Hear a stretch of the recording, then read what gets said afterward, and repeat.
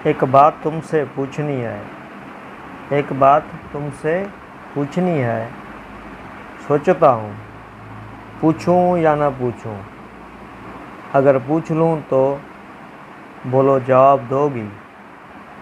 ये हुस्न और जवानी, ये हुस्न और जवानी किसके लिए रखी है।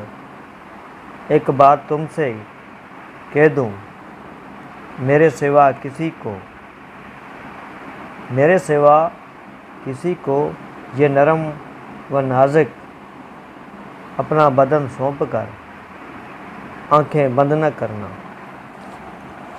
अगर आंखें बंद करो तो, अगर आंखें बंद करो तो शायद तुम ये समझो, शायद तुम ये समझो जो छू रहा है तुमको, जो छू रहा है तुमको कोई और नहीं, कोई और नहीं, वो मैं हूँ। और मैंने तो तुम्हें जी भर कर कभी देखा भी नहीं है। Thank you.